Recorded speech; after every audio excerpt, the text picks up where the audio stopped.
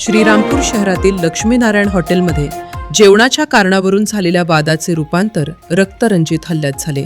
या हल्ल्यात 38 वर्षीय हॉटेल व्यावसायिक आकाश शेखर दुबैया यांची धारदार शस्त्राने हत्या करण्यात आली, तर कुणाल कैलास दुबैया जखमी झाले। घटनेनंतर संतप्त नातेवाईक आणि नागरिकांनी आकाश दुबैया यांचा मृतदेह श्रीरामपूर शहर पोलीस ठाण्यात आणत आंदोलन सुरू केले। जोपर्यंत आरोपींवर कठोर कारवाई होत नाही तोपर्यंत अंत्यसंस्कार करणार नाही, असा ठाम पवित्रा आंदोलनकर्त्यांनी घेतला। त्यामुळे पोलीस ठाण्यात मोठ्या प्रमाणात नागरिकांची गर्दी झाली असून तणावपूर्ण वातावरण निर्माण झाले आहे। दरम्यान या हत्येच्या निषेधार्थ श्रीरामपूर शहर आज बेमुदत बंद ठेवण्यात आले आहे। व्यापारी, विविध सामाजिक संघटना आणि नागरिकांनी स्वयंस्फूर्तीने आपली दुकाने व व्यावसायिक आस्थापने बंद ठेवत पीडित कुटुंबाला न्याय मिळावा अशी मागणी केली आहे। शहरातील मुख्य बाजारपेठा शांत असून बंदला उत्स्फूर्त प्रतिसाद मिळत आहे। श्रीरामपूर शहरात मागील काही महिन्यांपासून गोळीबार, धारदार शस्त्रांनी हल्ले, मारामाऱ्या आणि खुनाच्या घटनांमध्ये वाढ झाल्या असून अशा वृत्तींना कोण आश्रय देते याची पायामुळे बाहेर काढली जाणार आहे। या संदर्भात पोलीस महासंचालकांसोबत चर्चा झाली आहे। गुन्हेगारांना कठोर शासन होणार असून शहराची साफसफाई करण्याच्या पोलिसांना सूचना दिल्याचे पालकमंत्री राधाकृष्ण विखे पाटलांनी स्पष्ट केले।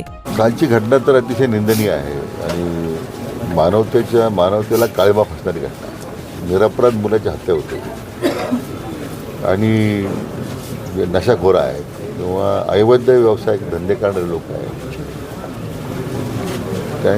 त्यांच्याकडून अशा प्रकारची दहशत निर्माण करून आज गुन्हेगारीला त्यामुळे पाठबळ मिळते। ही वस्तुस्थिती आहे की याच्यामध्ये जे काही गुन्हेगारीकरण वाढत चाललेलं आहे किंवा त्यांना कोण आश्रय देत आहे, कोणाचा आशीर्वाद त्यांना आहे त्याची चौकशी करावं लागेल। परंतु मी स्वतः माननीय पोलीस महासंचालकांशी मी बोललेलो आहे, याचे पाळंमुळं उखडून काढली पाहिजे।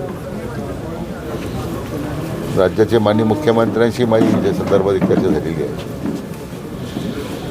परंतु हा जो प्रकार घडलेला आहे श्रीरामपूरचा, तो तर मी म्हटलं की अतिशय मी म्हटल्याप्रमाणे निंदनीय आहेच आहे। परंतु आज प्रत्येक नागरिकाच्या मनामध्ये एक मोठं भीतीचं वातावरण आहे। म्हणजे गुन्हे घडल्यानंतर आरोपी परत दवाखान्यात त्या साखर कामगार हॉस्पिटल जमा होतात गुन्हेगाराला संरक्षण देण्यासाठी। मारहाण झाल्यानंतर आणखीन काही गुन्हेगार जमा होतात त्या मारहाणीला संरक्षण त्या मारेकऱ्यांना संरक्षण देण्यासाठी। हे तर मी कधी अनुभवलंच नाही असं इतक्या वर्षामध्ये माझ्या सार्वजनिक जीवनामध्ये। आणि श्रीरामपूर आता हे मोठ्या प्रमाणामध्ये एक क्राईम कॅपिटल म्हणतो आपण त्याला, अशा प्रकारचं आता या शहराचं नावलौकिक होतोय। त्याच्यात दुर्दैव काय असलं पाहिजे, ते कायदे तर पुष्कळ कडक केलेले आहे। त्या माननीय मुख्यमंत्र्यांनी या संबंधामध्ये जी अंमली पदार्थ विरोधी मोहीम आहे सरकारची, त्याच्यामध्ये आता विशेष लक्ष त्यांनी दिलेलं आहे आणि आवश्यक त्या जे काही नियमात बदल असतील, कायद्यात बदल असतील ते सुद्धा आपण केलेले आहेत सरकारनं। सरकारचं प्रायोरिटीज आहे या गुन्हेगारीचं उच्चाटन करणं, अंमली पदार्थाच्या तस्करीचं उच्चाटन करणं, याच्यामध्ये तर सरकारनं सगळ्यात जास्त प्राधान्य दिलेलं आहे। आता ही जी ह्या घटनेच्या अनुसरून ज्या गोष्टी घडत आहेत, मला वाटतं याच्यामध्ये आपल्याला पोलिसांना सूचना दिल्यात, तात्काळ या संपूर्ण शहराची साफसफाई करा। जेवढे कटकश कुठे गुन्हेगाराला काय जात धर्म नसतो, तो गुन्हेगार आहे, त्यामुळे त्याच्यावर कडक कारवाई झाली पाहिजे। सगळे कट्टे, त्याचे साथीदार कोण त्याच्यामध्ये आहेत किंवा कधी लहान मुलांचा वापर होतो आहे, जेन्युइन मग त्याच्यावर कारवाईच्या मर्यादा येतात, त्याचा काही गैरफायदा या निमित्ताने घेतला जातो, अशाही तक्रारी आहे।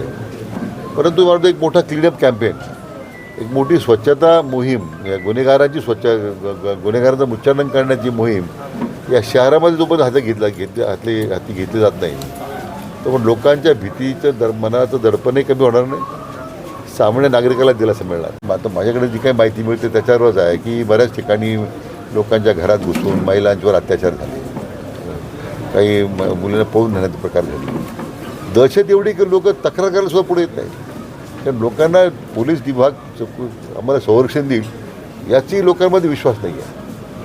ज्या काही पूर्वी 7-8 वर्षापूर्वीच्या घटना ज्या घडल्या आणि ती मग आपोआपच ते गुन्हेगारांचं बळ वाढत गेले। आणि ते मुख्य कारण आहे की पोलिसांकडून त्या वेळेला जर कारवाई झाल्या असत्या त्या काळामध्ये तर हे गुन्हेगार एवढी वाढली नसती. पण आता मला वाटतं स्वतः जिल्ह्याच्या पोलीस प्रमुखांनी लक्ष घातलेलं आहे. आता जे नवीन आले जे एस पी आहेत, आता आमचे ॲडिशनल एस पी आहेत, DYSP आहेत, त्यांनी आश्वासित केलं आम्हाला आता पुढच्या 1 महिन्यामध्ये याचं समूळ उच्चाटन करण्याबद्दल आता कुठेही सरकार कमी पडणार नाही हे मी त्यांच्या माध्यमातून मी जनतेला श्रीरामपूरमध्ये निर्माण झालेल्या या तणावपूर्ण परिस्थितीकडे संपूर्ण जिल्ह्याचे लक्ष लागले आहे.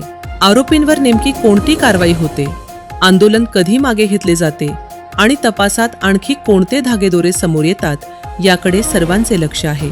ब्युरो रिपोर्ट SP 24 तास, श्रीरामपूर.